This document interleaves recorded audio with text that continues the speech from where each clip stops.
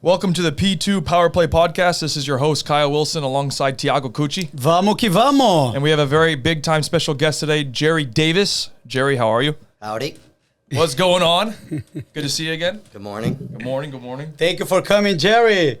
It's really good when we have a very big entrepreneur, so you know that I like to talk about business, so that would be a great time. Let's do it. Let's do it. So, Jerry, might as well get started. Why don't you just tell us and tell the audience who's going to be listening, a little bit about your story, everything that you've been up to, and how you got there. Okay. First and foremost, I like to say that I'm a general contractor, so that's first and foremost what we do. So when people ask, what's your profession, what do you do, I say that I'm a general contractor, commercial general contractor. We really don't do residential work. When it comes to commercial, we basically do pretty much everything except for, say, airport terminals, those sorts of things. So public, industrial, hospitality in terms of hotels, restaurants, auto dealerships. There's a vast array of a lot of different stuff that we've done. On top of that, what we do also development. But I don't like to just kind of refer to myself as a developer because sometimes people look at you and say, "Oh, so you don't work." Oh, so just develop. Just develop. I'm just developing. So no, but we have, and the strict business plan that I have, right, wrong, or indifferent, is that we do development when it helps or assists the construction company. So we, in terms of, our involvement or how I'm involved. So I'm not just going to go buy a house that's, for example, or buy a bunch of houses and be a landlord, or buy a building that has some tenants already. So what we look for is opportunities to help out the construction side, actually be efficient, not necessarily for the money-making side. It's just to really kind of keep the construction side consistent to be able to then go and look at other opportunities. And whether it's myself as a full owner or even sometimes as a partial owner, or just as an investor, off to the side. So, and those vary. The development deals are actually wide-ranging because it depends on that opportunity and what we do as a construction company. So, for example, we do a lot of hotels. So I own a hotel that's, a Hampton Inn, that we built. And I'm actually partners with my father on that, who's a small part of it to go through. I own a building that we built and converted from an old kind of tractor trailer, high big truck garage type thing to now a really nice and expanded market similar to the Trader Joe's. Okay. Office buildings, some industrial, those sorts of things. So it really varies in terms of what the opportunity is and also what how that economic climate's working, because it changes. So we used to do a lot of hotels. We don't do a lot of hotels right now. That's just starting to come back. So our focus has changed. We do more medical. More medical. Healthcare has been a big thing in the past 2 years, since the whole C word. Yeah.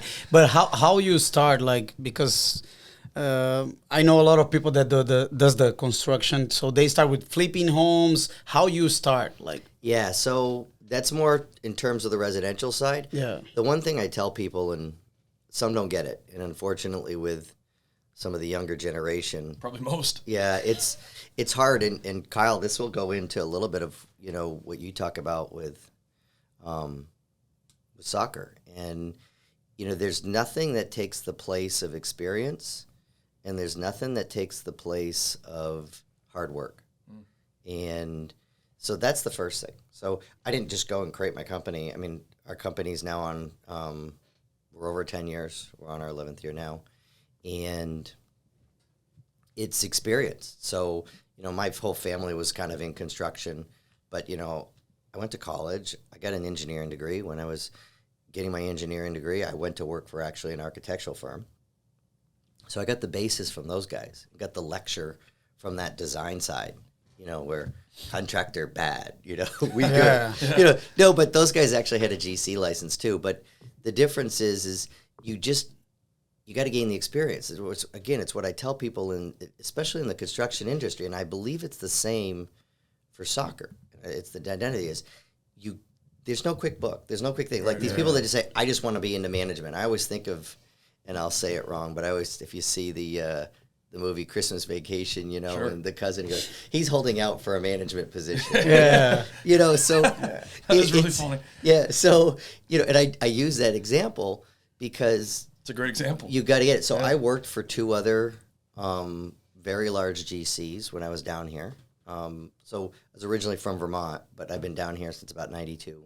Okay. Got my engineering degree, worked for a GC, a large GC. We did Universal Studios, nice. Islands of Adventure. So we did projects, we did Islands of Adventure, Superhero Island, you know, and that's where I got it, and did a lot of work, and actually whole different conversation for probably a different podcast is how to balance that in your personal life. Yeah. Because it's very hard to do both in terms of putting in that work and effort. And I think, again, that kind of follows into a little bit of soccer too, is because sometimes stuff gets sacrificed and trying to find that balance between how hard you work and when you really want something and to not then lose sight of something else. So worked for them, did that, worked for another large GC down here, a lot of entertainment and theme park stuff.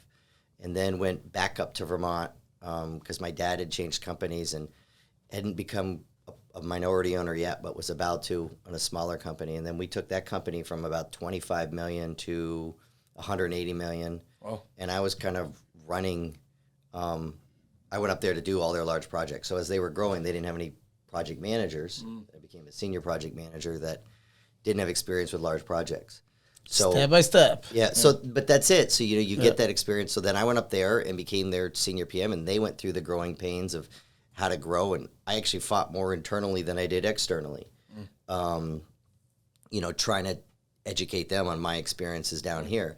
But we grew that company, and we're doing about, you know, like I said, about 150, 180 million a year. I was doing about 100 of that. Oh, my goodness. And, you know, had a staff of about 30. So then when I started my company in 10. 10 years ago. Yeah, well, so not 2011, sorry. So it's time's just flying here. Yes, so sir. 2011 started it and started smaller, you know, but then worked at it. And then we actually got some decent breaks and some clients that I had from before, had some other projects. So we actually even did a $50 million project. Wow. Had another $50 million project that started, went through the whole thing, got canceled because of funding, unfortunately. Yeah. But so we've done, you know, a lot of those, but it's again, so that's how you get the long and the short of it is I created this company 10 years ago because, you know, with the other owners, it wasn't my father. It was weird. My father actually stayed there, so I competed against him for 3 years. That's funny. He then It's hard to compete with him, or it was a very difficult time because, again, you get in the relationships and the different stories, you know, you sometimes don't feel supported, you know, but things come around. So then there was 2 other owners and majority owners, and then he finally saw the writing on the wall and he left. And then he came to work for me. And there was no difference between when I worked for him and when he worked for me. But you merged with your dad's company, or no? You created So a new I one? created the new one. Oh, okay. Competed against him, and then about 3 years later, he left and quit that company, sold his minority ownership, and then came to work for me. And he just now this past year is kind of officially retired, but I still try to pull him in because experience. You know you just said it. No, but you just said it. I mean, that's the key. And I'm by no means the guy that says, I know, you try to hire the right people, but I also like to hire people with less experience and bring them along. Sure. Your mentorship. You can model. But you just, again, it's trying to actually let them know you can't skip steps. Right. You just can't. And you could keep saying it. It's just like soccer. You can't skip steps. You know, can't go, I'm not going to, you know, worry about my takeout. I'm just going to go right to shooting. You know? Yeah, it's not just that. If you don't have a first touch, good luck trying to shoot. Yeah. You know? You just mentioned that you can skip steps. So one of the steps is to get the GM license, yeah? GC, yep. GC license. Yep. So how hard it is that? It's very hard, and Florida's made it even harder, and I don't recommend it. And it's not because of competition for me or anything. No, because it's not even one of the top 20 steps to doing this. Oh my goodness. Because there's so many other things that you need to know and do before you do that. And forget the fact of the GC license and what you do and what you learn to take that test. And there's parts of legal, there's parts of how AIA contracts, forget the building code part. The building part is actually almost easy. But it's all the other aspects that tie into it. It's very, very hard to run a company successfully and do it the right way, where then if you don't do it, you find problems. I mean, I've got a fantastic staff and a controller that kind of, runs HR and, my accounting department, the rest of that stuff. But the amount of stuff that she has to do as a controller and knows and keeps track of all our different licenses where they're registered everywhere, and the taxes, the federal taxes, the state taxes in 2 different states, and how that stuff goes, and all the employee. I mean, it gets it's hard. I'm gonna mention one thing. I know you want to ask him something, go ahead, but when again, I want to let you guys know that we are club neutral. We are talking about business right now. But thanks High Soccer Academy, High Soccer Arena, High Soccer Prospects for sponsorship and to be one of the major sponsors for this show. The Power Play podcast is sponsored by Meta Media. Boom. And Meta Media as well. So I want to announce as well that starting in the next show, I'm sorry, Jerry, but just next show, we're going to start having Maris Restaurant as one of our sponsors. So thank you, Arturo, for that. So starting with the next guest, we're going to send probably Jerry some food because it's a great restaurant, the Peruvian one. So thank you so much for being part of it as well. But I was about to ask you, you just mentioned about licensing, all that thing. So when we open High Soccer Arena, I just imagined that was just put fields and done. Yeah, right. Surprise. Yeah, just that. And I was like with my investors, guys, you send me this amount of money. I'm going to put the fields down. I'm going to put a snack bar there and done. How much is the license? And I check in Google. It was like 35, 120, total 5,000. To summarize, like 1 week before we do the grand opening, I was seated in the front of the arena. I remember as was today. And the Orange County officer, he stopped his car, and I was like, oh, that is a problem right there. Yeah. And he came with a letter and saying, Thiago, I saw on your Instagram you want to open next week. Yeah, but you need to pay impact fee. So this impact fee, if you can explain people, I bet in a hotel it's crazy. They were like, it's $150,000 impact fee. And I was like, what do you mean? They calculate the egress. I know sometimes. It's the amount of people. Yeah. It's your occupancy. So, and it changes depending on what it is. And it also depends on, it can get so, it almost becomes confusing. So, so here's the key, and that goes more to the development side, and what you're bringing up more than the construction side, and we then try to educate. Unfortunately, we see it all. So we see developers or clients that come in that or business owners that are very experienced and understand the process and understand that they have design fees and permit fees and impact fees, utility fees. So you deal with, let's say, and it depends on where you're at, whether you're like, say, City of Orlando, City of Orlando, and if you're dealing with, OUC, and so, their sorts of things. Energy. Right. Or if you're with Orange County and, Duke Energy's involved and the rest of them. And they're all great guys, but they're a little bit of that government tunnel vision, and they've got their system, and sometimes you've got to work with them or explain it or push stuff along. But those can get crazy, and sometimes the impact fees. So we're doing, I have my building that I own that we fully redid, and even caught me off guard on one where I kind of said the same thing as you. It's like, no matter how long you've been doing this, and I've been doing this for about 30 years, you always, say every project there's always something new, and even if I've done the same thing, and I'm like, how have I been doing this for this long? And this new one comes up. And most of the time, then it ends up in either what I call a subcontract or a contract, because it's like, okay, that's not happening again. Yeah. With this instance, it was, I wanted to take my building, right? And it was a 25,000 square foot building. We redid it to Class A office space, really nice. Was it a warehouse? Glass walls. It was what I call Class B minus C plus office. It was an old engineering building, so they had some design studio, a little bit of manufacturing because they did light testing. Yeah. But it was those old offices. If you remember walking into an old office and the building was 20 years old or so, but you remember walking into those offices where every office had a door, There was sometimes a window, sometimes not a window. They were about 11 by 11 or 12 by 12. Carpet, corridors were dark, fluorescent lighting, not really that open. Not modernized, obviously. Right. Yeah. So we just gutted it, did a little bit more of an open plan, but still with some privacy, polished concrete floors, some areas for glass, LED lights, just kind of brighten it up a difference, right? So it changes it. But my point is I said, this is easy. I'm going to take 12,000 square feet, and I had done development, so I'm experienced. For you, it's easy. Yeah, and I've dealt with impact fees. I've dealt with permitting fees. Right. The one that caught me off guard was that I wanted to take the building and split it into 3. So that we took 12,000. I had a tenant for 3, and I had another tenant for 10. And I even knew it. I had entrances set up. Everything that you're talking about, I had all set up.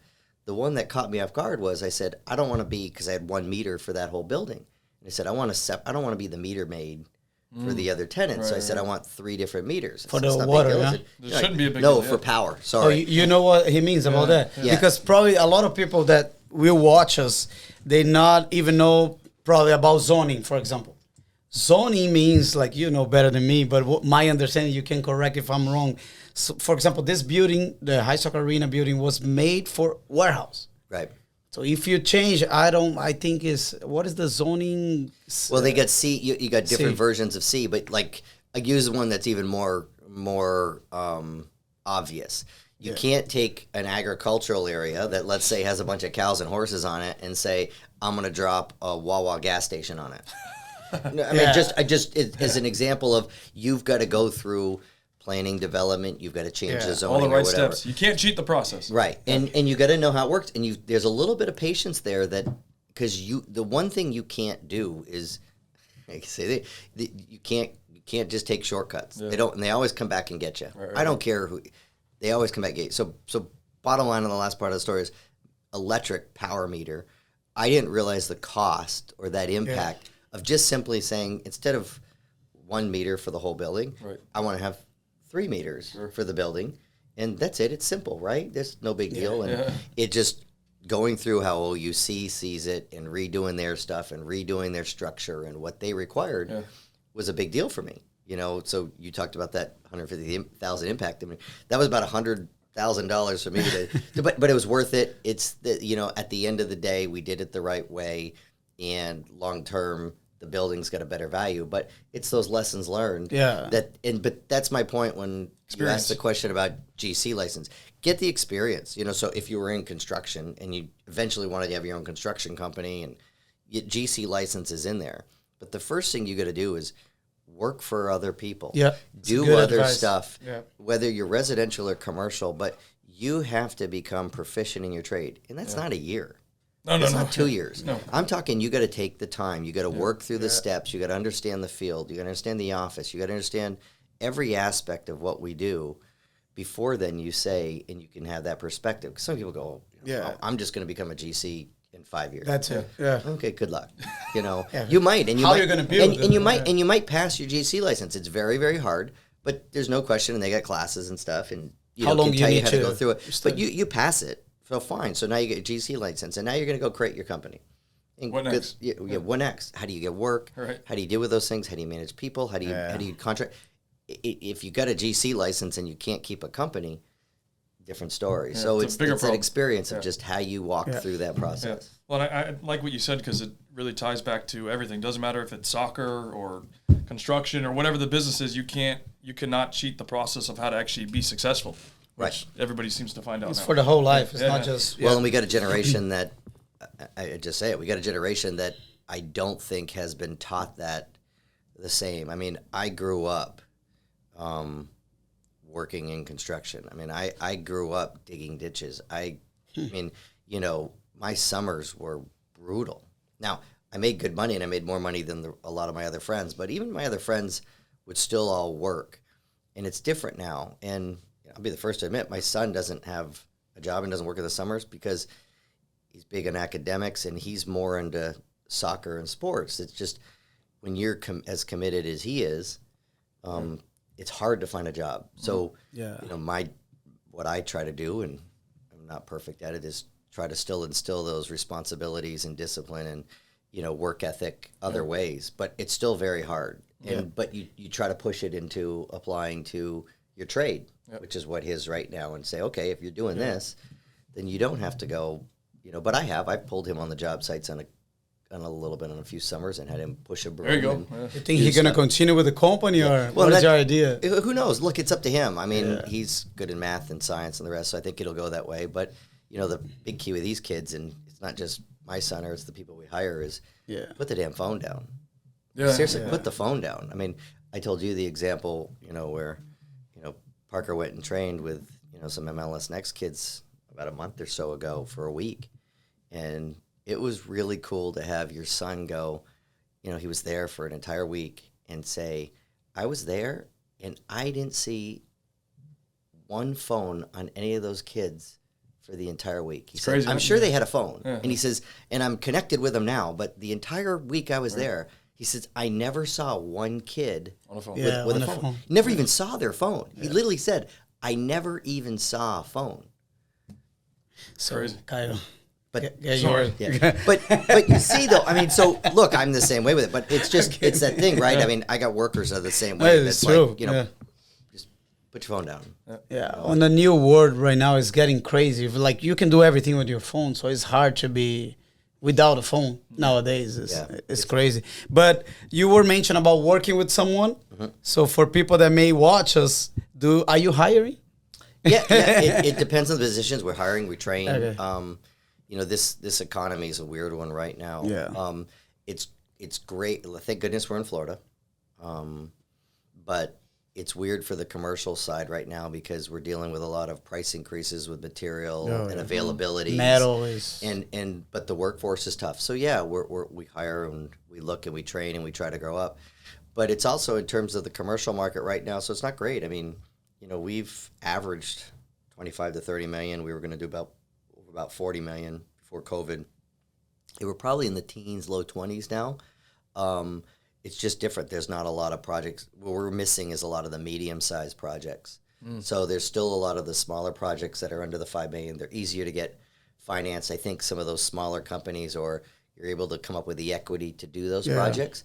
But the larger ones where banks are still a little leery, or people have used a lot of their capital to survive and keep their business. SBA incentives as well helped a lot. Yeah, it did, but they still look at your financials and wait another year, right? And also, if the project doesn't make sense now because the material price escalations and the other things going on, so those medium-sized projects are harder. It's a lot easier to come up with, 20% down on 5 million than 20% down on 10 million.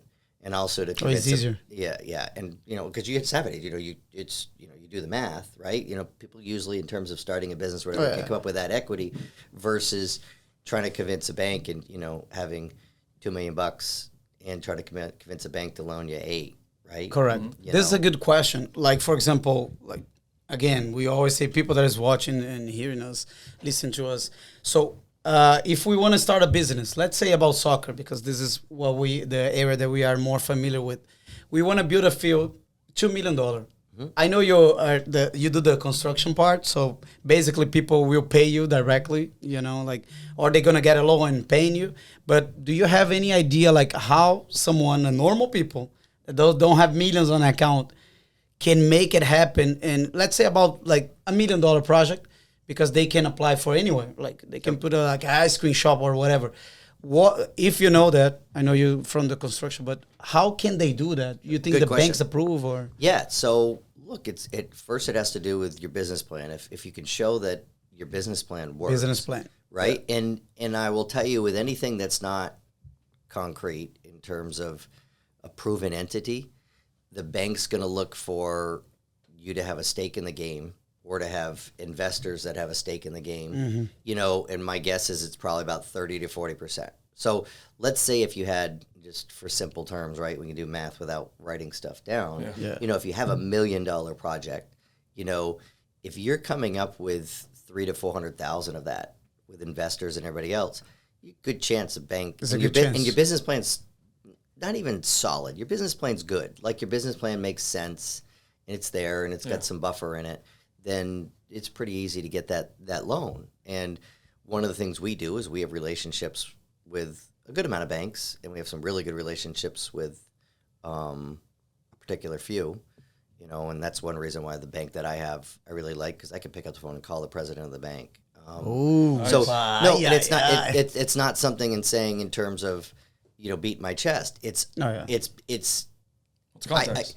and it's the relationship, right? Yeah. So you can have those conversations where sometimes the reason why I say that in answering your question is it has to do with the relationship, and can you really get in front of somebody and explain your business plan? Yeah. Because if you're going to go to a large one, let's say like a TD Bank or, you know, one of those, they don't care. JP They're Morgan gonna, or- right, they're going to put you in the stuff. They're going to look at your thing and they're going to spit you out. And if your stuff works, you know, if you're looking at adding, you know, another Starbucks and you've got your stuff and they've got their business plan and you've paid your franchise fee and stuff and you've got your equity and you're probably going to, it's pretty easy to get a loan. But if you're trying to do something a little different. Startup. For example. Yeah. So It's hard. those relationships you can have the conversation with. But one of the things we do is people will come to us and, you know, we do a certain amount and it's got to have real and it's got to have legs because our end goal, right, is to build. I mean, that's where we make money. We really don't make money in pre-construction. We will do it as a consultant basis, you know, on the ones that really don't have quite the legs yet. And, you know, we charge for it. But even then, we're just really covering our time. It's not enough to keep the lights on kind of thing, you know. For you, it's small. You're in, Right. in a But we different- help because then those projects move on and go forward. And it also creates relationships where if we help somebody out as they're trying to go through their thing, maybe they're running into somebody that's already got a project. And then, you know, they it's grow. relationships. And I'm big on it is you try to have good relationships and the rest, but I'm also with the company I have is I'm fine with saying I can't work with everybody and everybody can't work with me. Yeah. We're pretty upfront, black and white. Kyle knows me. Oh, yeah. Yep. You know, I'm going to tell you the way it is, and some people don't like that. So the people that have a thin skin or don't like accountability, you know, because it's a team effort. When you do a construction project, it's a team effort. It's a team effort between the designers, the owner, and the general contractor, which is us. And then we have all the subs, and everybody has people. But it's an overlap. It's the holy trinity. It's whatever you want to call it. And you've got to really work as a team or it fails. And I don't care. There's many, many different kinds of construction contract processes. Yeah. But they're all the same. Is if somebody's not pulling their weight, no matter what type of contract you have, the project's going to fail or have problems. Yeah. And I don't want to do that. I like what I do. I want to work with people that, you know, want to do the same thing. Yeah. Well, it's like the soccer field. You got a weak link somewhere. Right. No, and that's it. It's I like the reference. No, but it's exactly it, and that's how this stuff ties together. But, you know, the quick answer to your question is if somebody wants to do something like that, you know, we definitely help. If they've got, I would say make sure you've got some of your boxes checked first. If you've got a business plan, if you have a few pennies to rub together or some investors, you know, that makes sense to make up at least, I would say you got to have at least, 10%. I'd say you got to have at least, if it's a known entity business, you can get away with 20%. If it's owner operator, you can do that. And there's some things with SBA that the banks Yeah. can help with, but it AD&L goes through a or- bank. So you don't just go right to an SBA like the banks do it. But if it's a little bit on the outskirts, just mentally know you should probably have 25 to 30% equity or investment. Down payment or- But if you got those, if you got those boxes, you got a good business plan, you got some equity in terms of those things, then bring it to us and we can definitely help. Can you explain equity? Is a really good word. Well, it's what I told you. It's whether it's your money or it's whether it's an investor or whatever. So on $1 million project, that 20 to 30% is what we call the equity. It's your contribution. It's what a bank will look for. Okay. It's what your stake in the game is. So Like the money that you have in your bank, personal or business. either. Yeah. So there's so many different ways that they look at it. So if you let's just use the $1 million soccer field, Yes, right? round number. So the bank's going to say, okay, if you say I've got 300,000, I've got 100,000 that I'm putting in, and Kyle's got 100,000 that he's putting in, and then I got, you know, an investor who's going to put in 100,000. Here's my 300,000. Here's my business plan. You've got a good case to go in front of a bank, and they will either look at it independently on their own, and sometimes they'll help you, and some of the banks of experience will help you run through an SBA. Yeah. And then those SBAs, if it's owner operated, it can drop down, right? So then it can actually be what so I use the terms of 90-10, which is 90% loan to 10% equity with an SBA. But that's if it's an owner operating, you're doing it. But there's a few boxes you got to check more than that. But don't go that route. First, you got to go on saying, I've got enough money for a business plan to show somebody else that it's going to be successful, because there's always the bumps in the road. Yeah, they want to see that you're taking the risk as well, not just the bank. Yeah, they want you to have skin in the game. Yeah, but let me ask you. I'm sorry, man. I love this part of the visit. So let me ask you: with 300,000, 30% in based on $1 million, it's kind of not complicated. But the first thing I think Meta Media also asked me how to start a business or something like that is business plan. You just mentioned, like, you need to have a business plan in order to, do your business, like long-term, mid-term. So let's imagine, I know it's a hard question, but we don't have money. There is a person that wants to build a soccer field. They have 10,000 on a bank. It's no, or how can he do it?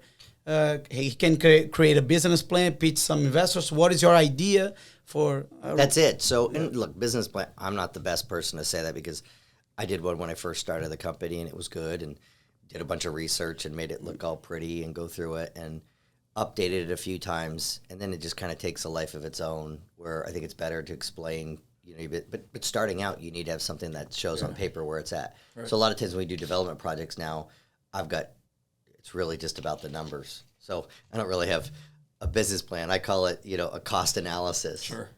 But it just shows here's what it's doing, and depending on what the development project is, I have different templates for how that works. But yeah, it doesn't have to be. It's do you have the investors? The only thing the bank's going to look for at the end is, they're going to want to know how solid your investors are, how committed they are. Yeah. But at the end, in terms of somebody else to give you the additional amount of money or to do whatever, they're just going to say, what's your group?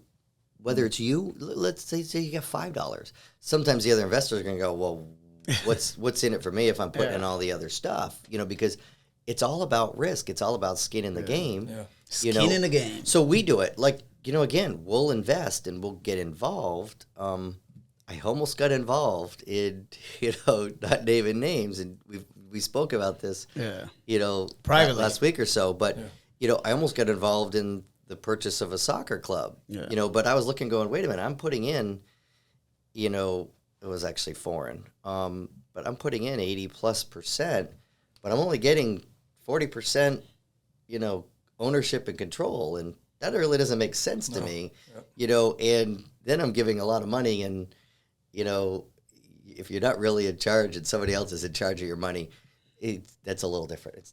For some people, that might be fine. But people that knows the business is hard. You gotta have a good business plan.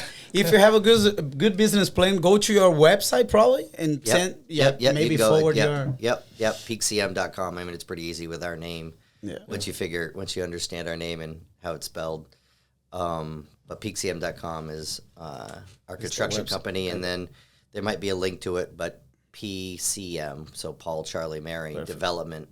.com is the development arm also that we If you get approved by him, let us know, please. Let us know. It's a tough guy. It's hard, guys. Yeah. You got to have a good business plan. I do have a question regarding this. I think it'd be interesting for people to know. What is like the biggest project you've worked on? So I have one question first on that. Biggest project I've ever worked on, or the biggest project I've done as my company? How about both? Okay, so easy. So biggest project I ever worked on, and it was actually larger because there was a couple other projects going on at the same time that I was in charge of, but it was a $100 million project. Wow.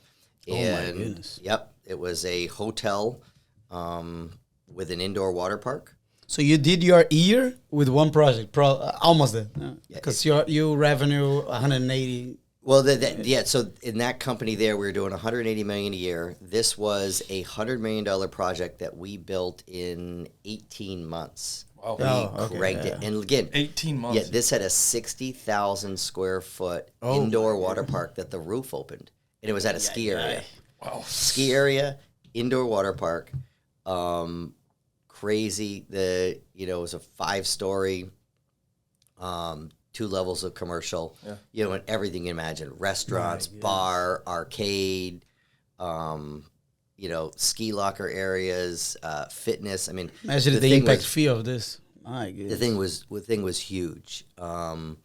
we actually had to, when we built the building, we had to break it up into separate projects, what I called it, zones. And then I had teams that were just responsible for certain areas, and then we'd all come and pull it all together. And then we were doing another 20 some odd million of other things at the same time, like a golf clubhouse and another parking garage. I mean, other things that were going on during this other one. But 100 million was really for one project. That's crazy. And then with this company, it was, I rounded, I don't remember if it was a little over or a little under, but it was about 50 million, 51 million. Okay. And that was another just hotel, but it had kind of 3 components, kind of almost in a flying V type shape that was at a ski area. Yeah. Nice. Same thing, really, really high end rooms that range from studios to 3 bedrooms. Crazy. Very high end, similar to like what you'd see at the Four Seasons here. Okay. Oh, And my goodness. then 2 levels of commercial indoor parking. Yeah, the other one had it too. Literally indoor heated. The snow melt. So the driveways coming up were all snow melt and So stuff. those in Vermont? Yeah. So, for example, those companies, I think you mentioned that, like, they give you a percentage as a part of the payment as well. They offer you that, or? Yeah, it's part of how stuff's built in. And, the way our stuff works, and people don't realize it's not a lot. I mean, the larger the projects, really, the smaller the fee, percentage-wise. So, our fees aren't huge on those things. So on a $50 million project, you're probably, by the time you're all done, with everything, before taxes and, you look at your overhead and the rest of that kind of stuff, you're probably you're shaking out at about 3 to 5%, which is still good. The margin? Yeah, what you're going to make. Now, in that 3 to 5%, all of our other stuff is covered somewhere else. So all of our other staff to build the project, all of those other expenses, so the project managers, the superintendents, those are called general conditions, and those are in a separate area. So really that 3 to 5 covers our overhead for the main office and taxes, whatever, and then the rest trickles down. And it's one of the things I say, and I'm fine with it. Look, whether we do 20 to 25 million to 50 million, I basically make the same. And the company at the end and how it drops down, we basically make the same. It's not, there's another jump probably when you go above 50, in terms of how things go, but it's really not about the money. And you say that, I mean, you still want to make money and you want to do well, but whether I do 25 million or whether I do 50 million, it doesn't matter. The key is the right clients. And I said earlier, it's the right clients. And some of the ones where you pick and you get a wrong client, even if it's a smaller job's a pain. And then sometimes you get a great client. We've got a great relationship with, you see around here, the game times. Yeah. The game times that are on. There's one in Ocoee, there's one in Margaritaville, there's one in Daytona, Fort Myers. And we do all those. And even through COVID, where he hasn't done some, and he'll start picking those back up again. But there's a relationship there with that client. It's huge. Yeah, and the relationship's important. I want to do work for him, and we make money working for him. But more importantly, we have a good time. We have a good relationship, and that's what it comes down to at the end. Is I just want to do work for people that I can get along with and that understand the process. Yeah. But sometimes you get developers, or you get people that want to do projects, and they're just looking to find a way, to just nail somebody or blame somebody else, and we just don't do that. On that note, since you asked, what is the worst project you had then? Boy, it's different. We've had a few. The Small ones, without naming names, we get into stuff where and a lot of these have come out of the woodwork, post C here. And I think sometimes they're getting squeezed because maybe they don't have enough money, or they're under more pressure, or they're just coming out of the woodwork. But, we've had, one where a development company tried to, take all our stuff because they knew another GC and they thought they could get it lower. In the middle of the project. And anytime you try doing that, good luck, because we kind of know our contracts. So that ended very badly for them. Gotcha. Very badly. That's crazy. In the middle of the project, it changes. Yeah, we have ones where owners can't take accountability. I have an example of one now. We're just trying to. You can only do so much to explain to an owner what your responsibility is. So, let's use the example of soccer. But so, you could only so much go to a winger or a center attacking mid and explain to them what their position is and explain to them what they're supposed to do. But if they're constantly making excuses and they're trying to blame the center defensive mid, or they're trying to blame the striker else, or whatever, and they're not taking accountability for themselves, and your first touch is bad. You got to have a good first touch as a center mid. Well, no, the passes I'm getting from the left back are just crap. And, what about the other ones? What about this? And so with all this stuff, it comes down to accountability. So, that's the challenge sometimes, is things that are out of our control. When some people just want to be dishonest, you can try to filter through that as best you can, and we try to do that. But, unfortunately, sometimes when we're doing a lot of projects and you have a lot of stuff creeps in. It's just, it's kind of the way it is. Yeah. And then the goal is to weed it out as quick as possible. Right. So sometimes when that comes in, we try to weed it out before you can get to construction or get to a contract. And if it's not worked, then walk away. That's it. It's better to walk away. Without getting your hands in a mess. Well, just try to force something, especially if someone's not appreciative. So we want to do the right thing, and we've got clients and we've got people that we've worked a long time with, and those people understand us and appreciate us. Yeah. And we're pretty big on document control and documentation. Oh, I bet. Which some don't like. But some don't like. You would be surprised. Even some of the other GCs or some people that were around and the rest of it, they don't. They're loose. And it's all great. It's all fine. It doesn't matter that you don't have all this. Wow, I'm getting so many emails from you guys, or I get so much documentation. Yeah, but the problem is when one of those isn't documented, and then now somebody's pointing a finger, now there's an issue. Problems arise. Or Orange County comes knocking on your door and says, where's your inspection for this? Right? Or why is this, fire strobe not where it's supposed to be? Why did you move it from here to here? Yeah. And they go, well, we moved it because this wall was coming here. Well, yeah, but where does it show that on the plans? Gotcha. Where'd you document it? Yeah. Those are just examples of stuff. Just come on. Why'd you move a toilet? Why'd you move a toilet a few inches? Well, the way the plumbing actually came up out of the slab and the way this was that. And then the Orange County guy comes up, and not picking on Orange County because they're very good at what they look at they go, but now you don't meet ADA. Yeah. So now you get this finished bathroom. It all looks great. There's no documentation because you didn't follow the process. And now your bathroom doesn't meet ADA, and you got to either tear it out, you got to fix it. ADA. You guys know what is ADA? I bet, especially. I know. Why don't you explain that one? Oh, my goodness. See, you doesn't know. It's better have the specialist on that to explain. I'm telling you that because you mentioned about the toilets. And when, again, I'm using the example of Arena. When I present the business plan for, when Orange County show up, they did the egress. I don't know if I'm going to explain right, but the egress, they calculate how many people can stay on the room that you're going to. Yeah, it's pretty much. And where's the closest exit? So you have certain traveling distances. Yeah. And what they did was they checked the field because I think we were one of the first indoor soccer in Orange County. They were like, Thiago, here on this field, you can put like 120 people. 80 to 120. I was like, no, we play 5v5. Wow. They were like, no, you need 15 toilets, you need a heater. And I was like, no, I had to explain them that the field is big, but it's just 5v5. Yeah. And it was funny because Orange County was like, you don't need AC, but you need a heater. And I was like, why? Because you can't die if it's too hot, but you're not going to die if it's too cold. And I'm like, my goodness, everything makes sense. And they read the book. Yeah.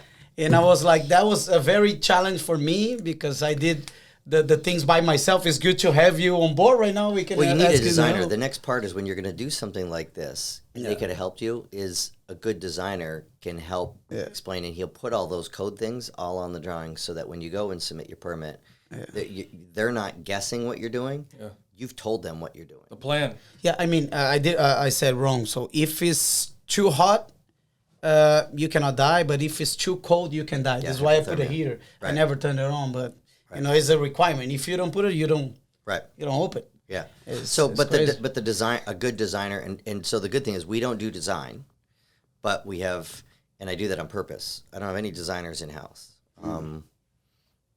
Sounding a little bit of a jerk here, but I'd probably fire them all the time.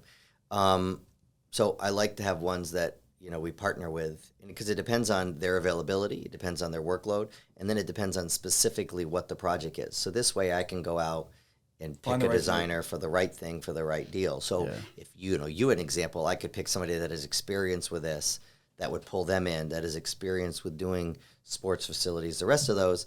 So then usually on their cover sheet that they're submitting when you're submitting for your permit, they're going to explain all that stuff to Orange County right on there. Yeah. And so you don't have to guess. And you don't have to go through that. And you're not going, oh, now I got to add a heater. Oh, now I have to do this. Yeah. It's already gone through that process. But if you don't know, right? If you don't know that, look, that's what we do.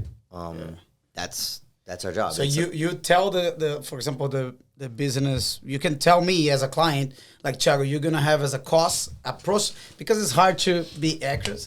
So you're going to say probably $100,000 on this. You say before the project. Yes, we give you a budget. So we help you. Yeah. If you'll most of the time, a good person with a good business plan has a budget, right? That's how you work it through. But then we're going to look at it and poke holes. And I'm always, it's unfortunate with what we do is we're always kind of the a-hole in the room.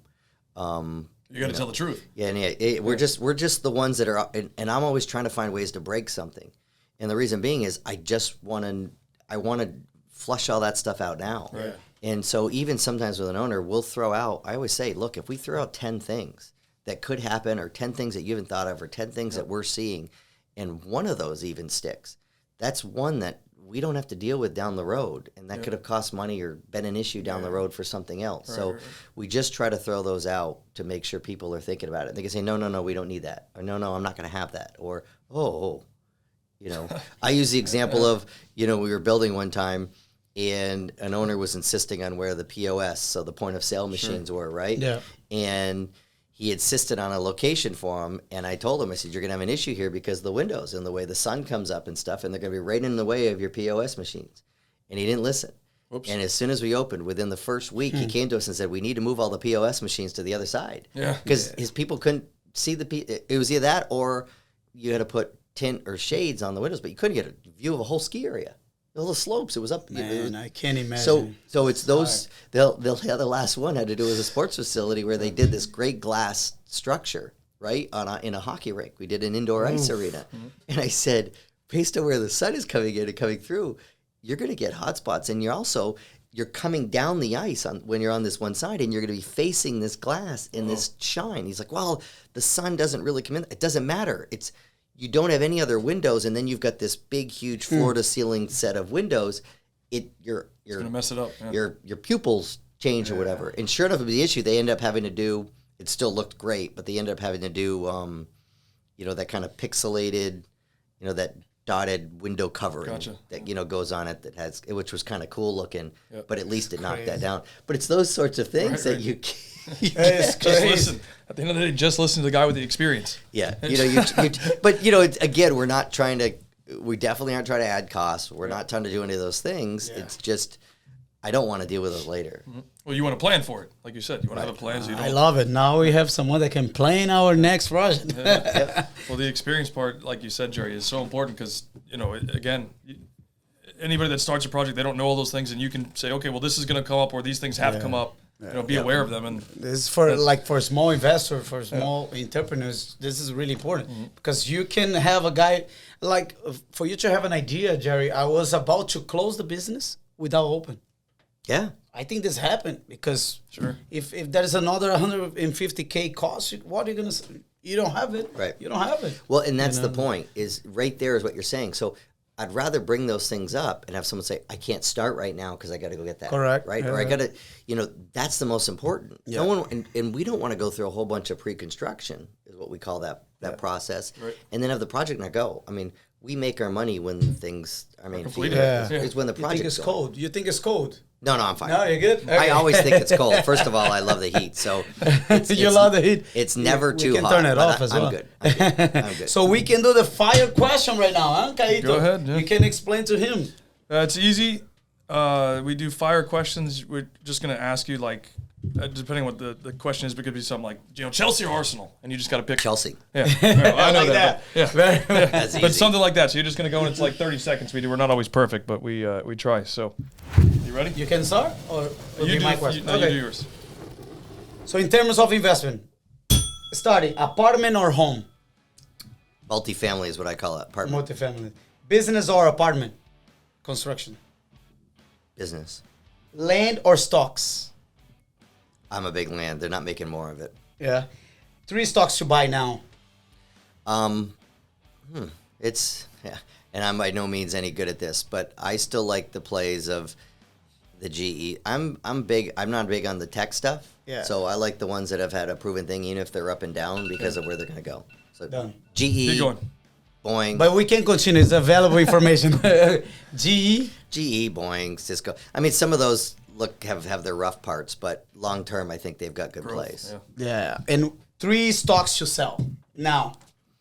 Or one. Any tech. I'm not a tech fan. I don't like the way they've overinflated their valuations, and I've just never been a fan. So, what helped how I got some money when I started, the company was, and I still remember it, is when I was with Parker's mom, we were in California because she was at a convention, and this was the 07, 08 when the whole thing just tanked. Right. And we really didn't have great, internet service and the rest of these. And I remember tethering on a laptop. Oh, God. And I bought up tons. I used basically kids' college funds. I used a bunch of my money from bonus, but I bought up tons and tons of stocks during that and then rode that wave out. So when everybody else was selling and stuff was crashing, and it was like that. I think it was in March of 08. 2008 was. Yeah, I think it was March of 2008. And I remember we were literally driving that, California highway or whatever that runs up the coast. And we kept having to pull over and buy stocks. But I bought tons of GE Low, Cisco, Microsoft, Dell, all those ones. And then just rode those high. And some of those I used to then start the company. Sold some of those. See, stocks is it's a good investment. be. So you buy and hold, but or that what? was, but that was a buy.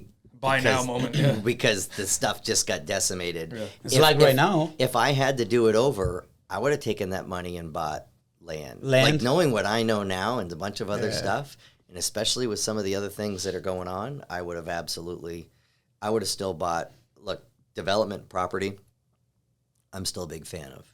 But buying land just to buy land, Well, no, it's based on them. based on what you know. So, good question, Kyle. And for you guys to invest as well, where to buy the land? Because I know you guys as a GC knows where the county is going to build, like when they're going to duplicate the road, where they're going to put a big building. By the time they're already looking at that, sometimes it goes. So I always say you first got to look at zoning, because a lot of people try to speculate and buy something in, let's say, in agriculture or whatever, and say, I'm going to change it. Sometimes you can, sometimes you can't. It's a big risk sometimes. We try it, right? In St. Cloud. Remember, we try it. And sometimes you can't change the zoning and you get into the rest of it. So it's locate, to me, it's location. So you've just got to look at where those are at. But I'm also, a buy low, sell high kind of guy. So, right now it's very hard to find good opportunities. We're You not can still keep everything, looking. yeah. It's crazy for what pricing's going for right now. But there's still opportunities, and then we try to look to find something that's distressed, because then, again, it helps with the construction. But it's hard. Is it a good time to buy or now? Right now?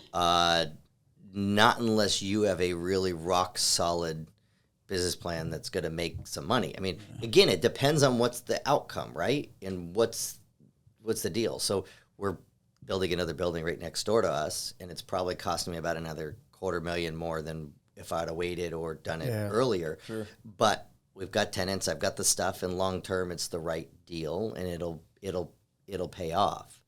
But I'm also not looking at that building particularly covering my mortgage, for example. So, I'm looking at stuff long term. I don't look at stuff short term.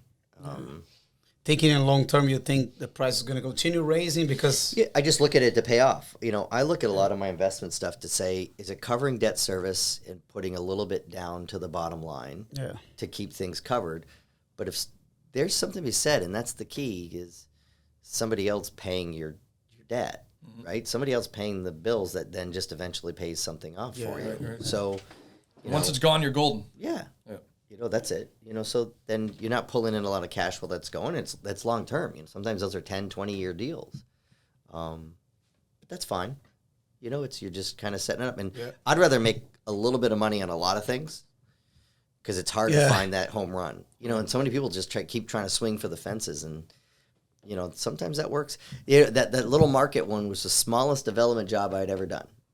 Smallest development job I'd ever done. Yeah. And I did it just really to keep people busy and do the whole rest of the stuff. And that now on a percentage of debt versus the rest is by far making the most money. So, and I never saw That's crazy. Yeah. So I did it as just a little thing. So it's just the way it goes. Yeah. You know, that was the smaller, but you're gonna have a way smaller with us. We're gonna have a that's the way it goes. So anyway, but that's a lot of the business stuff. But I think some of it ties into the soccer stuff. Yeah. Like.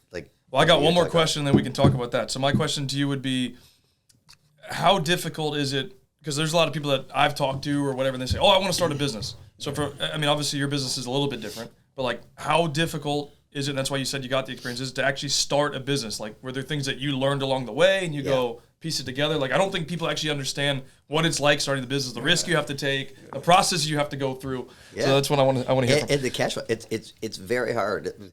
The only advice I can say, because every business is different, is surround yourself, whether they're investors or they're peers or consultants or whatever you want to call them. Yeah. But surround yourself with people that have more experience than you do. Yeah. And I don't. This is good. Yeah. But I want to emphasize that, not who know more than you do. Because there's a lot of people who will tell you they know more. They know something, they don't do anything with it. Yeah, look, I mean, those you get a lot of that stuff. Get people that have really, like, you can look and say, I've seen what this person's done. Yeah. You know, and the ones that you can take the great advice from are the ones that aren't telling you what you have to do. Or the ones who aren't telling you the stuff that you want to hear. Those are the people to listen to more. Yeah. Mm. So, you know, it's a great thing with my controller and the rest of that stuff is, you know, HR things or just little things with insurance. I mean, insurance is a huge thing. I mean, we're in a litigious society. Yeah. It's just the way it is. Yep. Welcome to the real world, folks. And you are. And if you're not doing the CYA, you run exposure. And you could be fined for the longest time. What is the CYA? Cover your... Boom. Oh, yeah. So you got to. And...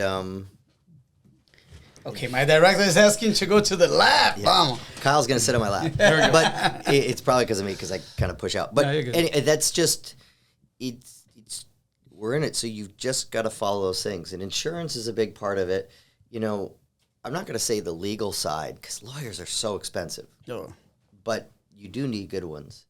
And you do need stuff when you need it. Yeah. And spend a little bit of the time doing those sorts of things. But the main advice, the quick one, Kyle, is surround yourself with people who are going to give you advice and have experience and are going to tell you the real way it is.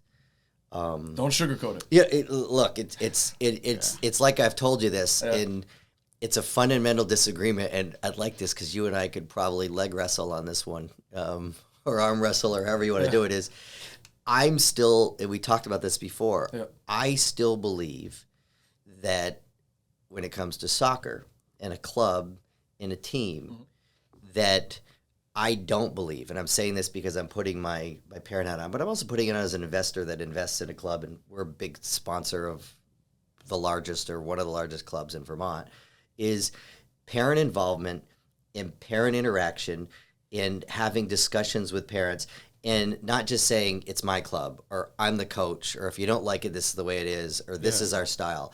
I think it is pay to play, and you're taking the parents' money, but I think you've got to appreciate and understand the perspective of a parent and what they're doing, and then you can tell them. Yeah. I don't think you're right. I don't think your kid is a striker. He's really a midfielder, or he's really a defensive person, or your kid's not playing not because of this and this, or because he can just drill the ball and kick the skin off of it, but he doesn't have a good awareness on the field, or he doesn't have a good first touch, or you listen to a parent because they sometimes have a different perspective than a tunnel vision of a coach. So I'm a big fan of, I do not like it when coaches or a club creates an atmosphere where they don't encourage parent involvement And I know that's tough, and it's a lot of work then for a coach or club to deal with. And as a kid gets older, it's fine. And a lot of them will always then say, well, we're dealing with the kids. The kids should be old enough to understand it. Well, look, no. Because even an 18-year-old can't even keep their room straight. So I get teaching responsibility, and I get putting the first part on it. You know, we get an issue sometimes where I can't get, you know, in a good club, you know, I can't get them to communicate with the parents when they finally registered for a tournament. When are our next games? Yeah. Did you guys really set up block rooms for a hotel? Don't tell me. We're lucky, right? I use the word privilege, which gets beat up nowadays, right? But, you know, I own a hotel. I've got good things with Hilton. So I can pick up the phone and basically stay at a Hilton for free or a few bucks, you know. But there's other parents that are not as privileged and that are spending a lot of money and that maybe have to work around work or maybe have to spend $150, $300 a night to go travel. And so the longer they have to know when these games are and the abilities to go plan it. So don't give us a few days notice or don't give us 48 hours notice. Say, I got a block of rooms. You guys got to pick them within 48 hours. Or, hey, we just, you know, the tournament's in 2 weeks. Yeah. If you've registered for a tournament or you communicate, and I don't care if you've told the kids or you haven't told the kids, you know, communicate with the parents too. Yeah. Put the responsibility on the kids, you know, and if they're not following through and doing it right, but there's just proper communication, right? I mean, that's like me telling, you know, someone, well, I told the guy on the field and not, you know, following through with everybody else. Yeah. So, you know, but anyway, it's that player I always say it's the you get the player coach agreement and contract, but I always think should be a club to parent contract, you know, and that's kind of, you know, the same thing that I believe. Well, you definitely, I mean, parents have to know when the game is or where you're going to be. Otherwise, how are you going to get the kids there? Yeah, but the communication is the key. We always But I think talk it's that advice. So that the reason why I mentioned it and it transitioned into soccer was surround yourself, or when you have a team and you have a club, or whether you're getting advice and you're doing a business or any of those things, is do not be afraid to engage and have a conversation, and don't create an atmosphere where a parent or a consultant or somebody who wants to give you advice feels, you know, the other way. You try to take it and learn, and then surround yourself by those right people. Right. So, you know, that's kind of my advice there. Definitely need it. Yeah, parents want to be more involved. Yeah, they need to. We need to create like something for that. I think it's really important.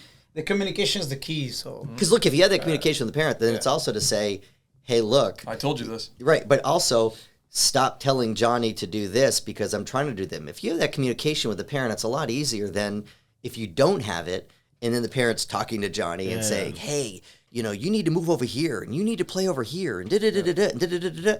But, and then you're saying to Johnny something different.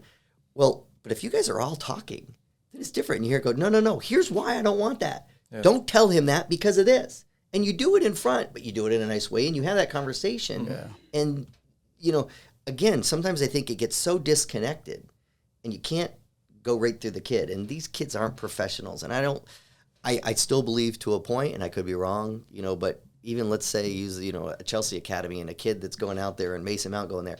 I can't imagine that Chelsea still didn't communicate with Mason Mount's parents when he was still there. You know, as he's going through from whatever, 6 or 7 years old all the way up through to, you know, 18 or 19. I can't imagine that they didn't have a department, or they did somehow communicate certain things. Probably not on what they wanted to play, but where he was going, what he was doing, you know, what that process is, and what they're looking for from him, or how he's handling, or, you know, any of those things. Again, I'm a big fan of communication on anything. Yeah. So it's key to success. Yeah, we need to improve, whether you like it or not. So definitely. But Kyle knows that. We've done it. I mean, like when Parker was playing with Kyle, and it was good. Is, you know, sit down and go for coffee and talk. I don't need someone to. And free again, advertising. No, it is. It. Look, I'd say it. I mean, still in terms of training and technical training, and how well Parker's done is Kyle's been a major impact on that. And there's been Pacaito. No, and there's been a couple others, you know, when Parker was growing up in Vermont too. Yeah. But, you know, technical training down here, Kyle's done a great job, and you know, I think that's important. Like you said, if you don't have a good first touch, yes, you can't play. It's impossible. Well, look, and that's the bit. Look, and I got a little one that's coming up, and I'm just trying to figure out the time to 2 years old to get him. Yeah, he'll be 2 next month, and he can already dribble and pass and shoot the whole thing. And it's just a matter of okay, at what time do I start sticking him in with Kyle? Because no, I mean it's it. I mean it's literally that's the foundation. Yeah. But let me ask you, as you brought up already. So you mentioned about the cell phones and Parker taking a trip. So can you kind of highlight where he went, what he did, and kind of that process? Yeah. So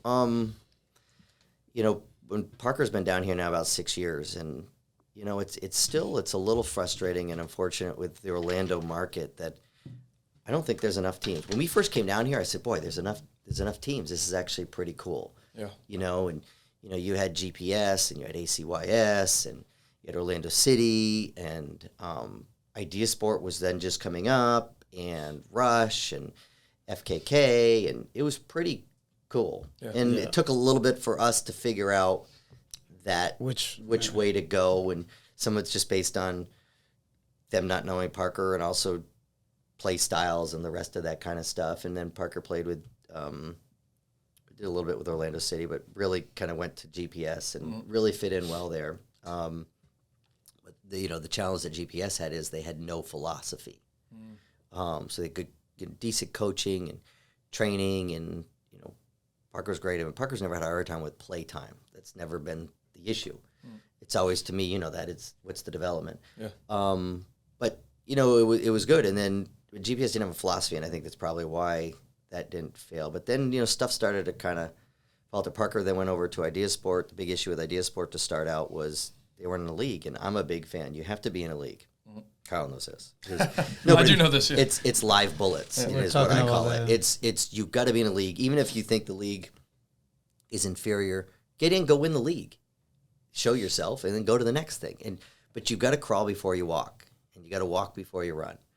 And that was the big thing. But and Idea Sport had a good technical training, and they had a good good philosophy and the rest of those things. But we left, went to another club, just because of touches and training and the rest of those things. And at that same time, he was training with Kyle off to the side, which I think really helped. And so then when Parker left and got much more experience and was playing and really kind of changed his style and those sorts of things.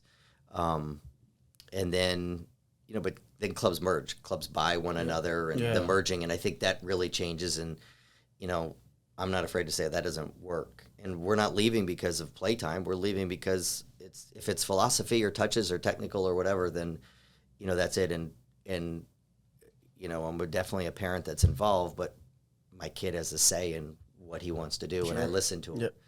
And you engage and you go back and forth. So, then he went back over to Idea Sport, which was good in their technical training, and their philosophy's good.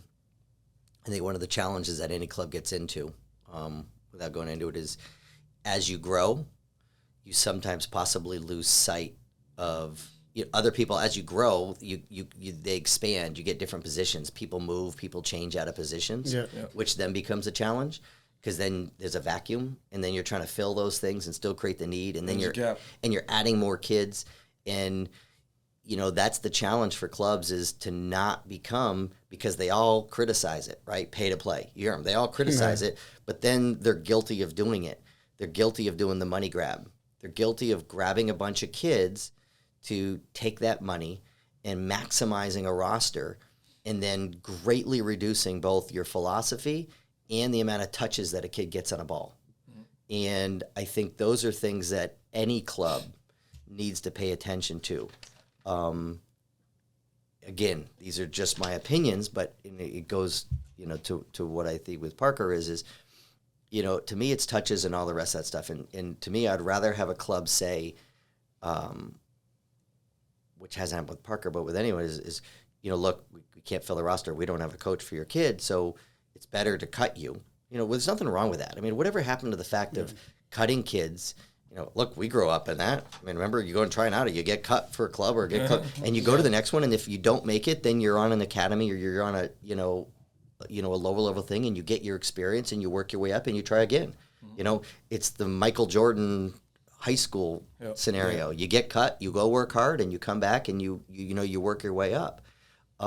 Because if you don't have the coaches, don't take the kids. And because you're just going to reduce and impact the good kids on their touches on the ball, and you're not going to help the kids at the lower level. The kids in the middle sometimes are all right because they're getting to play with the better kids, you know, so they're kind of getting it, but even then they're not still getting the full deal. So, you know, that's a little bit of my thing. But Parker, where he's at now, has done well. And he's gotten a little bit of exposure from some different clubs and teams. The challenge I have with Parker is he's very good academically and he's in a very good school. You know, so he goes to Windermere Prep. And so academically, he's in all honors classes. He's basically an all-A student, a little bit of B's sprinkled in there. Does the Duke tips, you know, kind of took his SATs. It's his spring year of 7th grade year. So we never lose focus on the academic side, you know, and in terms of what you want to do and where you want to go. And he's got all kinds of ambitions like any other kid, right? But we don't have the delusions of grandeur of pro or Division I. I mean, he wants to do all of those things. Division I think, is definitely attainable with him. And, you know, his team won the Sunshine League last year, really good. He got tons of exposure and which was weird. I never even realized how that happened. And we got bombarded for about 3 or 4 weeks after they won Sunshine. You know, everything from scouts calling and, you know, just this kind of stuff. But, you know, we didn't do it, but we talked. You get it. You do research. You get the education. You figure out how those things work. Yep. Yeah. Don't drink the Kool-Aid. Kyle's mentioned a lot about it too, about, you know, ID camps. And, you know, some of those you're just on a mailing list and, you know, which is good. But, you know, we looked and we're a little picky at some of the ID camps that Parker's done are just basically on schools that he really would want to go to. Well, that's the difference. Right? You know, so schools you want to go to, both in terms of academics, but also athletics. Yep. Yeah. That makes a big difference. He, you know, this year he's only done a couple ID camps, and he's done them based on certain things involved, but he did one after the IMG that was a 2-day, and they literally kind of knew him and stuff. And that one had it was right after Clemson won. So it was Clemson, Virginia Tech, Wake Forest. It was very, very good. I tell you what, look up this Wake Forest coach. I tell you, didn't know anything about him until that ID camp, and I was highly impressed. Good. Wake Forest? Wake Forest. Yeah. He's highly disciplined, very blunt, and just a good sense of humor, but just Parker really enjoyed it. So Parker's only able to do that for 1 day. But they knew him coming in, which was cool, and the rest of those things. So you never know. Look, he's a sophomore, so they can't even talk to him yet, right? Can't talk to him to June 1st. That's kind of the way it goes. Mm-hmm. He did register for his NCAA, did that kind of stuff. So Windermere Prep was actually big at helping all that process out. Yeah. So he's all set for his NCAA and the rest of those sorts of things. But it was good. It was a great experience, and he really enjoyed it and got a lot out of it for that thing. And then he also did the UCF one, which was really good, and struck up a good conversation with those. And, you know, that's my alma mater, and UCF's been, you know, it's got a great football team, soccer team. So, you know, it would, you know, those are just great, cool things. But it was and Parker really enjoyed it, and, you know, that stuff. So then he had done the Disney tournament, which as a club, we didn't do great for numerous reasons. But Parker had a fantastic tournament, and got kind of seen through some videos that were sent, and then also connections. It's also who you know. Big time. So, you know, we have some friends that are some mutual friends that, you know, their kids on, you know, another MLS Next team, and they know some people, and they're like, hey, you should look at this kid. Yeah. You know, and then some of that stuff was televised, and then there was some video stuff that was done, and so then they requested some more video and some more stuff. And so then Nashville FC, their MLS Next, had asked Parker to come up and train with them. That's pretty cool. So he did it for a week, and that was kind of the experience, and it was very cool. It was on a time that there was kind of a break on his club, so he didn't have any issue there, and it was a week break in his high school. So he didn't really miss anything. He didn't miss any commitments, but it was a great experience for him to go up and do and, you know, train with them for the whole week. And he really enjoyed it. The things he talked about was a cell phone, and he also talked about on a 2-hour training, that coach literally stopped, and he said 5 minutes. It might have been, it's between 5 and 10 minutes that coach spoke for the entire 2 hours. So he kept it moving then. Yeah, and one of them, Parker said, the guy, as one of the trainings was, they were doing a bunch of stuff, and he said it was at a good intensity. And the guy said, the coach stops and says, I don't like the intensity, turn it up. And he says, and everything just turns up. Yeah. But they have a bunch of coaches too. So there were 24 or so kids. One was down in Florida at the time training with the pros. Mm-hmm. Unfortunately, they only have the U17, so they don't have a U18, U19, and then from down below. So, but out of those, there was 2 or 3 coaches plus a trainer.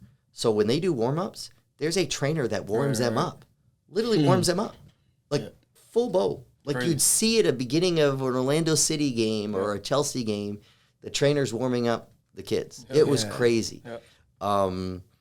And it was great experience. They actually wrote a letter back and stuff. And he said, look, if we got him at the beginning of the year, we'd probably want him to go. And he says, unfortunately, they don't have a U18 and U19. It doesn't make sense for him to go up for 5 months, to go play. And he's like, if he was, a 2006, we'd absolutely grab him or whatever. And it's tough, too, because we also try to balance the academics. And I think if it had been a short term or trying to figure something out, would have had to try to figure that out with when we were prep to still keep his academics and his honors. But great experience for Parker. Sure. Great feedback that this team and this club gave back to him. And it also, I think, was a great validation for Parker that he still was. I mean, they say it. I mean, they still don't have a center attack. So he still was their best center attack that was there that week. Yeah. They're trying to pull a 2006 up, for It's amazing when you have a need, you can fill it. Yeah. Just find what you need. And so they're looking, long term, but Parker was able to look as himself, and what he would come back at and say, I could definitely hold my own, for those. And it's unfortunate with this whole MLS Next thing, since DA left and MLS Next with the whole C word thing happening, that, what we've talked to and figured out is a lot of the coaches, whether you're at colleges or scouts or just any of those sorts of things, they're only going to kind of these MLS Next games and tournaments and the rest of these things right now. Some will go to the Disney, or you see actually some at the IMG, which isn't even the greatest of tournament, but they're actually, IMG does a good job at pulling in the coaches, the assistant coaches, the scouts to those things. So then what these clubs need to do when you go is play the right people and then play the opportunities so you can get to the finals and the semifinals, because they're really only paying attention to the teams that win or the teams that are getting into the quarters, the semifinals, and the finals, right? Doesn't matter if you're going, in a showcase to me, it's not to get everybody to play. It's to showcase the club who your best players are and give those players the best opportunity to be seen. To be seen. Jerry, but that's it. I have a question here. Like, as a parent perspective, like you mentioned about like communication. So what are the 3 points? There's some club owners watching us. I know that. Thank you guys for watching us. But what are the 3 important points that, as a parent perspective, you think is important for the club to improve? You said one is communication. Yeah, don't turn the parents off. Okay. What we've had is listen. Look, I don't like the attitude. I don't do it with my companies, and this is again my opinion. I don't like it when you create a wall or you create a standoffish thing where it's my club or I'm the coach. This is the way it goes, and and you're just the parent. Engage. What's wrong with having a spirited conversation or a debate, as long as it's professional and done in the right way? There's nothing wrong with having those conversations and listening to somebody else. Maybe you're going to pick something up. Maybe they're seeing something that you're not. So that's one. The other with clubs that I see is especially in the bigger clubs, who's supervising the coaches? Who's walking around and watching what the coaches are doing in training sessions? Methodology-wise, what the coaches are doing in games. Is the coach doing the right thing? Is the coach training the right philosophy? Is the coach talking too much? Is the coach running the right drills? Everybody's got to be accountable, and everybody's got to have something that, is checked up on. Otherwise, how do you know when you're making a mistake? And It's got to be verified. the more eyes, the better, and the rest of that sort of stuff. And so, as a club, what's that hierarchy? Who's accountable and who's responsible if a coach isn't doing the right thing or isn't looking at, or maybe he's missing something. Sometimes look at you. This is a personal and a personality game, and it's mental. Yeah. So sometimes coaches have personality things with a player or whatever, and they see certain things, but then they're missing other things. And sometimes that's when it's great when you got an assistant coach or multiple coaches at a training session, or a supervisor that comes in and says, "Hey, do you see what Johnny's doing there? Johnny's starting all the time, but he's not playing his position. Yeah. Johnny's left wing, and why in the game was Johnny on the right wing? Yeah. And he didn't switch with somebody. Johnny's literally on the right wing. Why is that? What's going on? Yeah. There's nothing wrong with asking that question. Maybe that was some great philosophy. That was, plan, some plan. Okay, great. But, that's all. I mean, so, it's those sorts of things. It's communication's the big one, and there's nothing wrong with listening and trying to figure stuff out. Parents and supervisor for the fields, maybe coaches. So I'm curious, asking the same type of question. So you obviously had Parker go through this. Now he's almost in college, or going to college. You got a son that's almost 2? Yeah. So Parker's 16.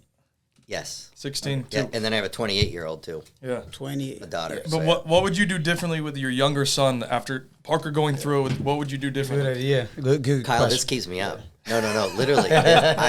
We talked about this when we went to lunch. I mean, I have anxiety over this. Yeah. So, and I know, and I can tell you the real easy and the short answer to that question, but I think there's a lot of things we did really well with Parker that's helped him in his fundamentals. Unfortunately being a center attack mid, where he's always kind of been, is those are almost like the quarterback. You have to have a relationship with your coach. So I do. I associate the center, especially the center attack and the center mids, understanding technically the game, the good first touch, all those things that we did a lot of training on. But Parker's not the flashy kid. Yeah. So he's not the one that can go to these 1-day or 2-day tryouts or ID camps sometimes and really impress. He just doesn't, unless the coach really knows what he's looking for. Yep. And so that's why I also try to pick and choose, where it's at. So the ID camp he did with the Wake Forest, the Clemson, the Virginia Tech, FIU I think was there, and the one for UCF, they got it. I mean, you could see in terms of what they played and how they were talking to him and stuff. They got what he was trying to do. They got that he understood spatially where he's at, tactically and technically where he's at. That second line of offense coming in and where he's at and how that attacking mode and some of that is a lot what he did a lot when Nando was even the coach and even still now. And then for you also was that try to teach him those same sorts of things in first touch. But what I would do, so it's tough. That I don't know if you're ever a center, and I don't know what the new what Hunter would be for a position and how all that stuff works. But bottom line is, it's I don't know much I would change with Parker except for maybe earlier getting him more aggressive in his shot selection and shooting. We never worked on that as much. Yeah. Parker didn't become a huge scorer until really probably his second year after moving down here. He was always playing 2 years up north. Yeah. And he became his last 2 years up there a big scorer. And then coming down here and playing at his level and a different other stuff, he then and it was more on the wing. They kind of put him more on the wing side because he's left-footed, and that sort of thing. Not a lot of left-footers. Right. Yeah. So he didn't move into the center until I think his last year with GPS kind of thing, and then kind of took that over because the coach would see that he doesn't really lose the ball much and had great passing ability and then always knew his head's on a swivel. I mean, you look at him and it's kind of cool to see. His head's always moving, right? And he knows, kind of where those things are going. So the difference that I would probably have done with Parker that I don't know necessarily with Hunter because I don't know how he's going to develop as a player, but I will tell you this, that I'll still focus on it more, is being more aggressive with your shot selection and some of those sorts of things so that you're just in some of your fancier footwork and moves. Parker's got a great first touch and a great passing and all those things. He's not that flashy, Ronaldo type, deal. And I think I'd work a little bit more on those foot skills and a lot of stuff that you work on, Kyle, with the kids to have that better touch, on the Control, ball. And those, he's good control, but just that take on, that ability, the one-on-one, let's say, and the rest of those sorts of things in terms confidence to play. It makes me remind him, about the Flash. Juan Teixeira is the Orlando City player that he's going to be with us. He's a pro player. He's called as a Flash. He might can help. Juanito, see you next week. Sorry. Yeah. They so the things that I would do the same though is I think even a little bit of a better question that I'm trying to just remember how is focus on those fundamentals. Yep. And so starting up and introducing and like even what I'm doing now with the young one is the basic fundamentals of understanding the ball, your touch on the ball, passing, trapping, receiving, just those touches. Yep. And the stuff that you work on with your kids and the younger kids and going up through and juggling. Touch. I don't think juggling is pushed enough. And I think it should be pushed more. And it's also something that you can do outside of training all day. That you can have, but you can hold the kids' expectations to is okay every week or whatever. We're going to have who's doing the best and who's tracking. You've done some of that stuff too. So there's certain things that I'm definitely going to want to do the same. Unfortunately with U.S. soccer, sometimes those things aren't recognized. They still, you still go to these tryouts or you still look at this stuff and they still look for how big are you, how fast are you, and how flashy are you. And those things look great for the first, few days or whatever. But over the long term, if you keep turning the ball over, you don't know your place in the field, or it's really hard. So anyway, that's kind of the stuff I still think about. Yeah. And it keeps you up at night, huh? It does. It's how do you, crazy. Well, what do you do? It's it's good. Because you think some of the stuff works and some didn't. And how do you fix it? Yeah. Do you want them to get the GC license or become a pro player? I always focus on academics first because we all know how hard it is, right? Yeah. And look, the forget pro stuff. That's obviously the best, right? But an ideal situation for us is, look, if Parker can get into a good school that he wants to go to, academics, and if he can play Division I soccer and get a great education, that's fantastic. It's a great combination. And the beauty is that he is, and what I would counsel people on is don't forget the academics, because soccer isn't like football here. So there's limited amount of scholarships So if your kid is good academically, and can get an academic scholarship or can get some other stuff where they can still bring you on, but they don't have to give you an athletic scholarship. Bright Futures or something, Yeah, huge. Parker should be a shoe-in for Bright Futures. Yeah. This is a great difference when we talk about Brazil and U.S. Like in Brazil, most of the players, the really good ones, they didn't went to the school. Yeah. Right, they didn't have the opportunities. Yeah. And here, if you don't have a good grade, if you don't have like you said, your son, there's a lot of great grades, so you can have the opportunity. Like for college, if you're not, how you call it, is grades? Yeah. So you can't. Yeah. So this is a really good part of the system, in my opinion. That first of all, you need to have good grades. This is something that is really cool. It's interesting because when we went up to Georgia last weekend, there are programs in the NAIA, and the NAIA allows 12 scholarships, but his school is allowed like 2.8 for athletics. So it's, the money's got to come from academics completely. No, but see, that people don't know that. No, and that's my point is you can still do good academically, and that actually can help you with getting on the field. Correct. If you're comparing somebody that, let's say, is similar in soccer skills, or let's say you're even a little bit less than this guy, but you have much better grades, and they can pull you in. That's a good example. Two things. One is they, A, can offer you a scholarship or whatever, but B, if the coach is going to look and the athletic department is going to look and say, this kid's got a better chance of surviving college, right? Surviving college than to go through. The one thing I will say, and just interjected here that doesn't have much to do with this, is not everybody has to go to college. I'm a big fan of also the trade schools and the rest of the stuff that's not pushed. I think sometimes we push too much people going to college. Universities, Oh, whatever. yeah. When it's, trade schools, master electricians and the rest of these that can earn some big bucks and also then can create their own company that way too. Yeah. There's absolutely nothing wrong with the trade either, and especially with how stuff's changing. You can get into automations, you can get into, other sorts of computer software stuff that you don't necessarily sometimes need the degree.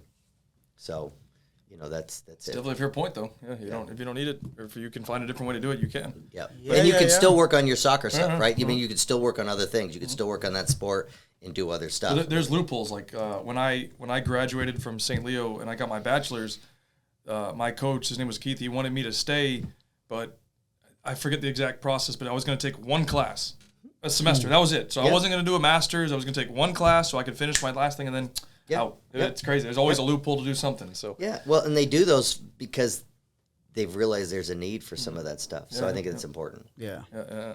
So, guys, we are about to finish, but I really appreciate your visit here, Jerry.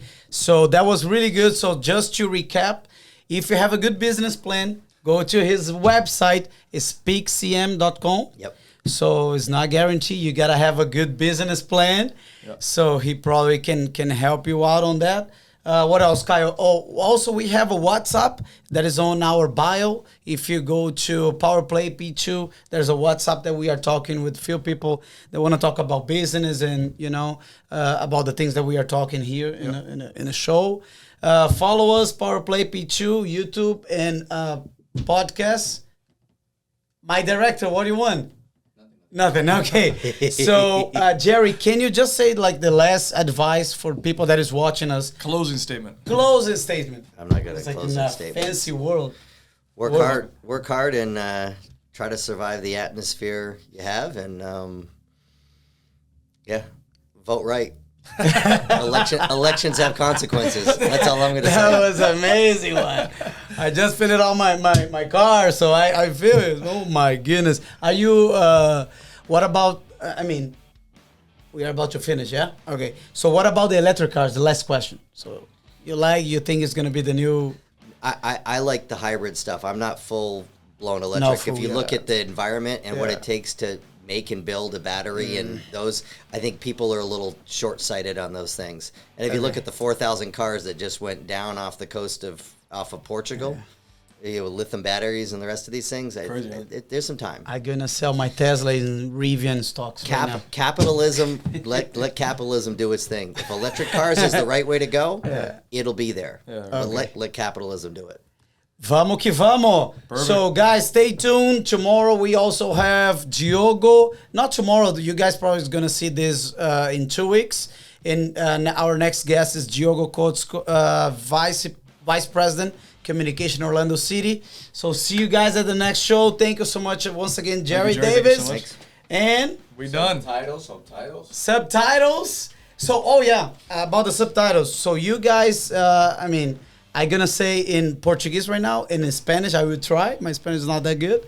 But you can go to YouTube and click on settings, and you can change to Portuguese. Tu puede ir para settings, los settings, e cambiar para Spanish. Ou você pode ir no YouTube e trocar para a legenda para português. Okay?